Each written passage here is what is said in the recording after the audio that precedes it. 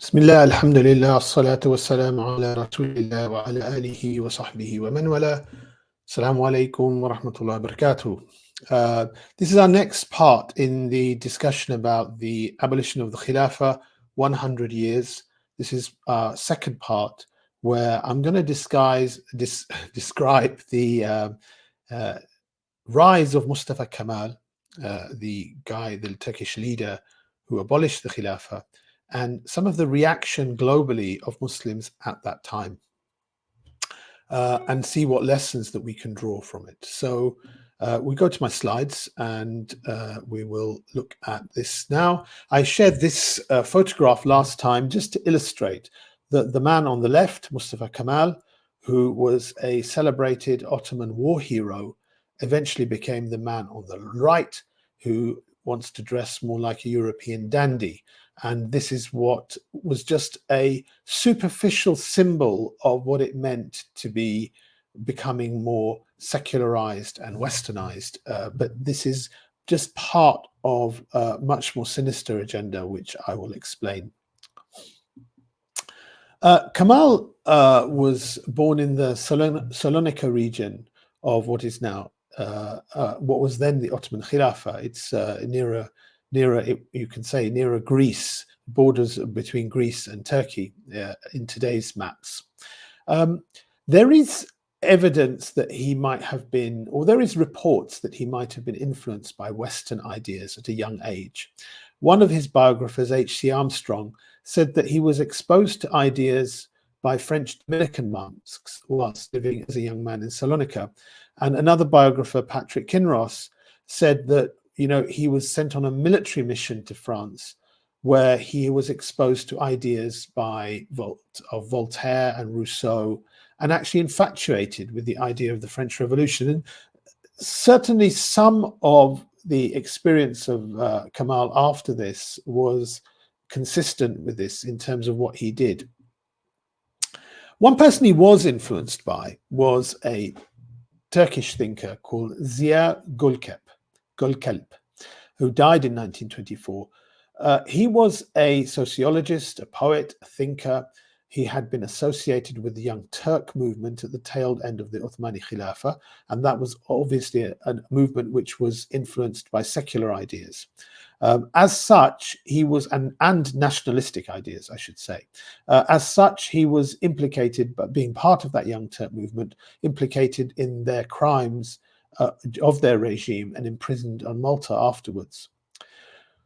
And when the Young Turks assumed power in 1908, Ziya Gölkalp, he started propagating his extreme ideas of Turkish nationalism as opposed to Ottomanism. Ottomanism, the idea of Ottomanism is, if you understand the extent of the Ottoman Khilafah, covering a region that today would be considered in Iraq in the east, to the through Turkey down to the Hijaz, Mecca and Medina in the south, across into Europe, into what is today Eastern Europe and Central Europe, Bulgaria, Hungary, Greece, up to the Crimea in the north, which is under the control of Russia today, fought over between Russia and Ukraine, and right over to Algeria in the east. You have this vast area, this vast melting pot of people who are all considered part of the citizens of the Ottoman Khilafah. So they can move freely between those areas, and their identity, whilst they do have a variety of languages, they had a variety of cultures in that, and they were held together politically by this idea of living under the Khilafah. And remember that at its zenith, the Ottoman Khilafah had more non-Muslims in it as citizens than Muslims. So Ottomanism was this idea that your tribe was not the thing that bound you together.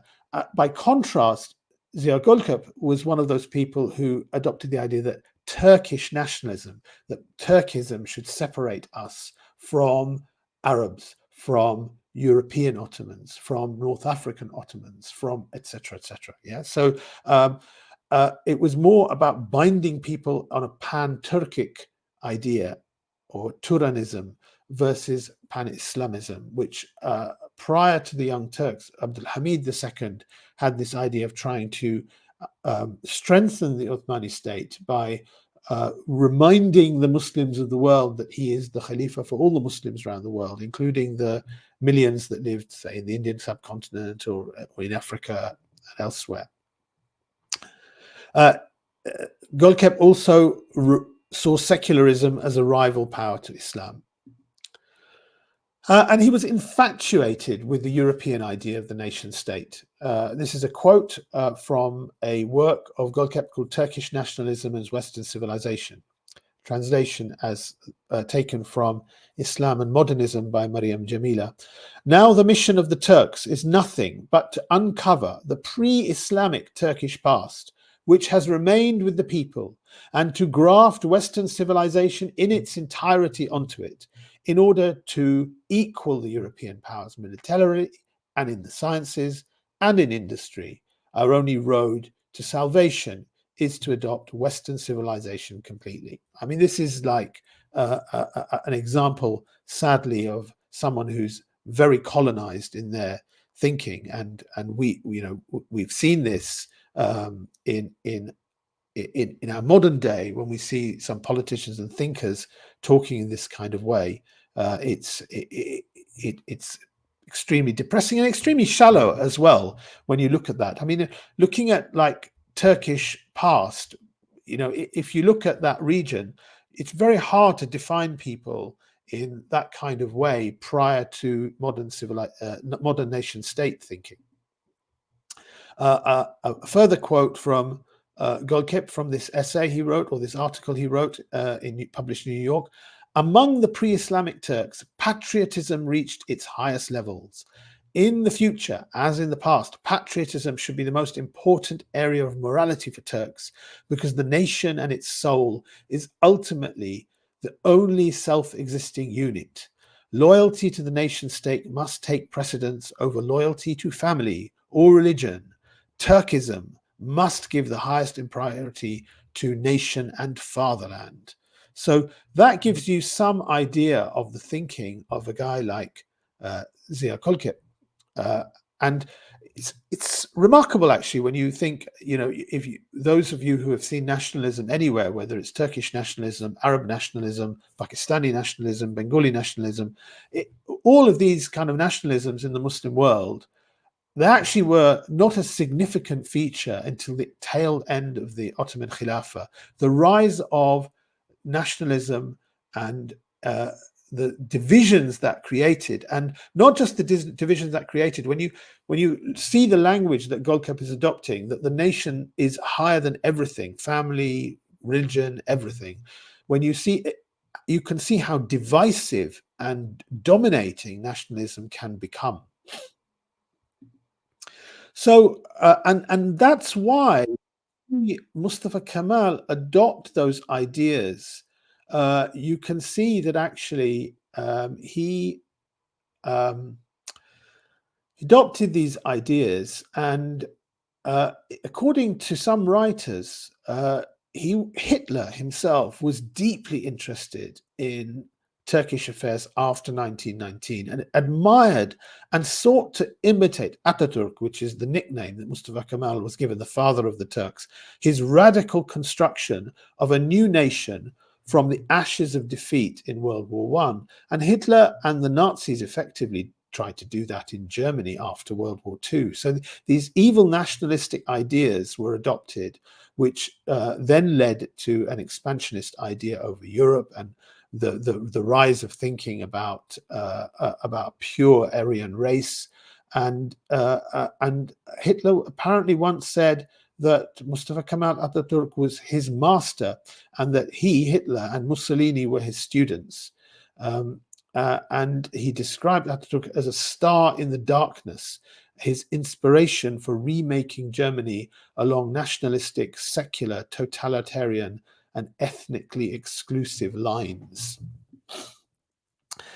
So I'm going to briefly talk about Mustafa Kemal's rise to power. And it's a long history and it's complicated, but I've started with these hidden views that he had, which, when I say hidden, actually there are many reports that other soldiers and other officers around him did understand that he had these views, but they're held in small groups, small circles. In this stage, he's not trying to impose them on other people, so they're maybe not widely known.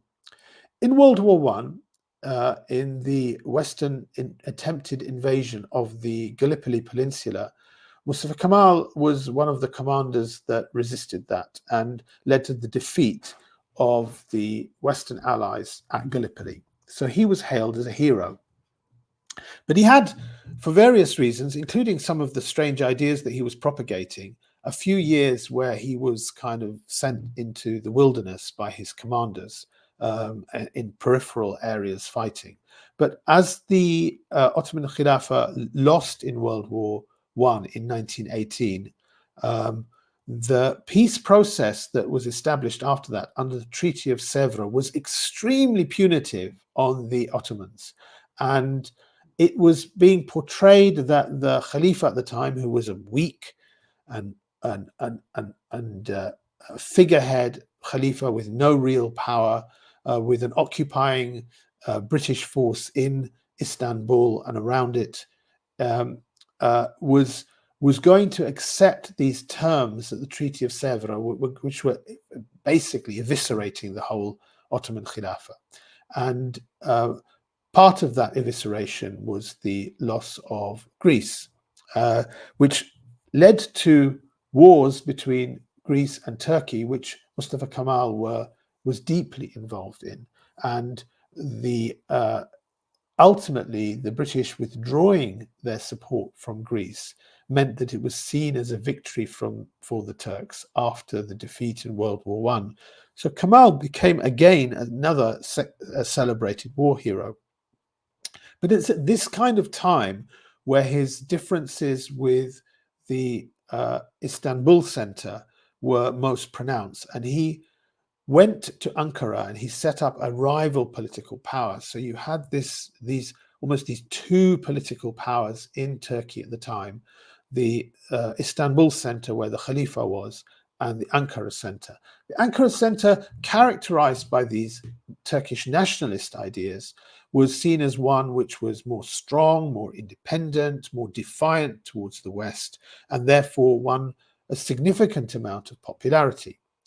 And the Western powers therefore invited representatives from the Ankara Center to the Lausanne Conference to actually make the final settlements with the Ottoman state after World War I, and agreed to certain powers. And obviously Mustafa Kemal, with his nationalistic ideas, would not have had a problem with giving up the Hijaz, giving up North Africa, giving up Cyprus, giving up Iraq, and these kind of things, and just adopting a Turkish homeland in what is today modern-day Turkey. And the question remains for people looking at this: was he a genuine nationalist who opposed Western imperial interference, which is how he is characterized by nationalists in Turkey that celebrate his memory, or a secular nationalist who was bent on destroying the Khilafah, who kept his views hidden for many years, but then played those out when he actually adopted some power? Well, Kemal himself sent mixed messages on this issue. Dr. Reza Pankhurst, in his book, The Inevitable Caliphate, has these very interesting quotes.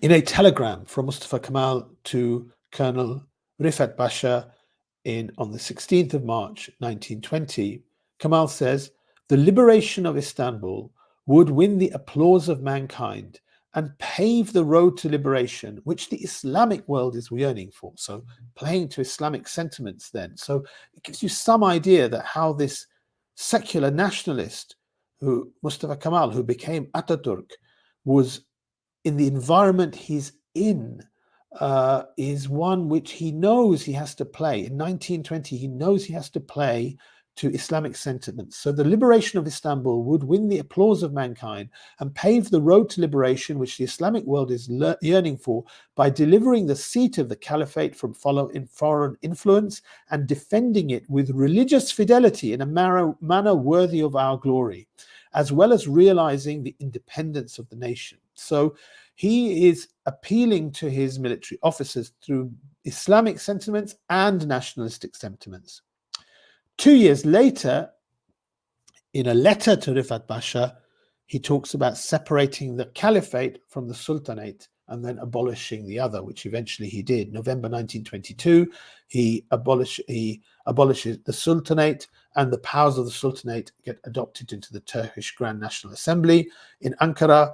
And then in October 1923, he abolished the office of the sultanate altogether.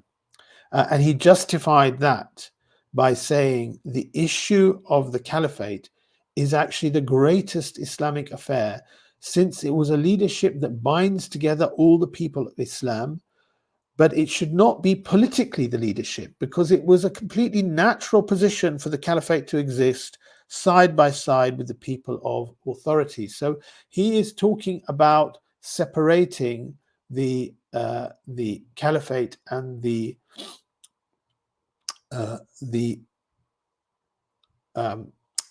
sultanate, and seeing it as something natural. And if you remember, in my first part, I quoted Sayyid Bey, who was a madrasa trained teacher of Islamic jurisprudence in university, who also started adopting these secular ideas and made a speech about this in the National Assembly that said, you know, there's no problem with a nation state in Islam, which is obviously wrong.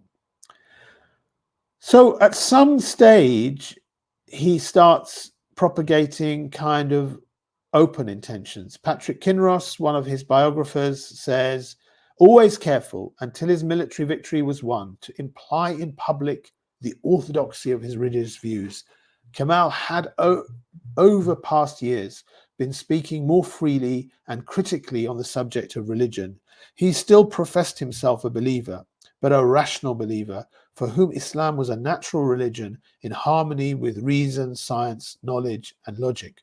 Well, he was playing to a sentiment amongst some people in that time, which they felt that the decline in the Muslim world had become such that the religious bodies did not think about reason, science, knowledge, logic, etc., etc., whereas actually Islamic tradition was very rich in discussing these things. The moral treasure of the caliphate must finally go. Kemal's task was made easier by an ill-judged foreign intervention by the Aga Khan. Aga Khan, very rich man living in India under British rule, the head of the Ismaili community there, and widely seen as a British agent at the time. So in this rivalry between Ankara and Istanbul, the Aga Khan speaks out in favor of the Khalifa in Istanbul, and Mustafa Kemal can basically say, there, you see, this British agent is supporting the caliphate. Therefore, he presented the abolition of the caliphate as something which was anti-Western imperial. So he went ahead and, in Kinross's words, cut out this tumor of the Middle Ages, the caliphate, which shows the language of Europeans regarding this.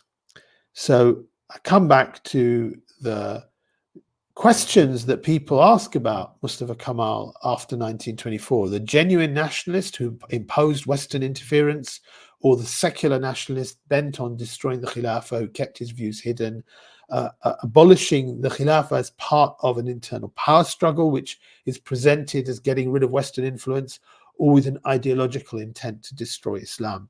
Well, things get clearer when you look at what is Kemalism, the political philosophy that Mustafa Kemal implemented. The pillars of it, they talk about 6 elements of Kemalism: republicanism, populism, nationalism, Laicism means secularism, no religious role. Statism, kind of the state is all is in control of many institutions, and reformism. So these are, but Kemal himself apparently described it as a kind of Jacobinism. Jacobinism was the idea that led to the French Revolution, which abolished religion in France, and that's why of the European countries, France is effectively the most hostile to any religion encompassing on any areas of state. So, even in a French state school, if people start wearing symbols of their religion, it's considered a heresy against the ideas of the French Revolution. So Kemal himself described it as a kind of Jacobism, employing political despotism to break down the social despotism prevalent amongst traditional-minded Turkish Muslim population, caused by, he believed, the bigotry of the ulema. So clearly his idea of Kemalism in theory is very anti-religious. And Kemalism in practice, well, 1924, the abolition of the Khilafah. 1924, the secularization of the education system. Very same day. 1925, the hat law, banning Islamic-looking hats, the darbush, the fez, and replacing them with top hats. 1925, closing the dervish convents and tombs. This is the Sufi communities. 1925, the Civil Marriages Act. So the traditional nikah was not enough. The nikah contract was not enough. 1928, changing the Turkish script from the Arabic script. Ottoman was written in the traditional, Ottoman Turkish was written in the traditional Arabic script, changing to a Latin script. 1934, banning Ottoman titles like Effendi or Bey or Pasha. 1934, a law against wearing indigenous garments, so banning the traditional kind of garments people would have worn in the days of the Ottoman state, and ultimately the constitutional prohibition of the denial of Kemalism. I mean, wow. I mean, so what I see here is not just a trend in extreme secularism, forcing people to adopt Western practices and Western legal traditions. What I see is actually the enforcement of this in this kind of way, which ultimately even leads to a constitutional prohibition denying his theory of Kemalism, is something that, you know what, you couldn't convince the people. You had to do it by force. You had to enforce these things. People weren't adopting these Western secular ideas voluntarily, so you had to go about trying to convince them by force, even a constitutional prohibition on denying your political ideas. Lesson of this: look at what people do as a whole, not what they say. Kemal, like many rulers we've seen since, often talked the talk of Islam because he knew his people. He was a politician that understood how to connect to people. But when it actually came to his actions, they were very different to that. And people got reassured by his statements without getting worried about his actions. And that leads us to look at what happened, what was the impact on Muslims at the time. Well, I will take you to this great man. He was the last Sheikh al-Islam of the Ottoman Khilafah, Sheikh Mustafa Sabri Effendi, who died in 1954 in exile in Egypt. He was a great thinker who wrote many, many books, and he could see the dangers of what was unfolding after World War I. He saw the rise of secularism, European materialist ideas in the Middle East. He understood secular thought, taking on arguments by Kant and Darwin, amongst others, in his intellectual writings.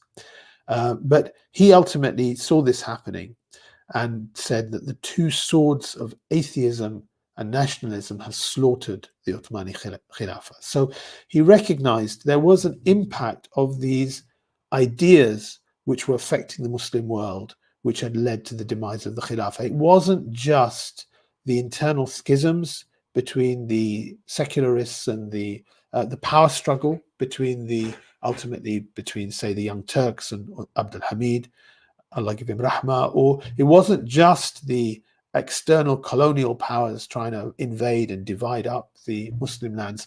There was a fundamental problem of how ideas had been adopted and forced into the Muslim world. And they weren't sufficiently challenged, even though they were challengeable. By contrast, I titled this slide A Tale of Two Sincere Men. By contrast, another very sincere man, a famed Egyptian poet, Ahmed Shawqi. May Allah have mercy on him. Ahmed Shawqi is famous for a poem which grieved for the loss of the Khilafah. It's very moving, it's very emotional. Sultan Abdul Hamid II, when he was deposed, he admired the poem and sent Ahmed Shawqi an appreciation because of the poetry. But Shawqi, prior to 1924, did not see what was coming. He was so inspired by Mustafa Kemal's achievements that he lionized Mustafa Kemal in his poetry, and he insulted the Khalifa at the time, who had been portrayed as some kind of British agent.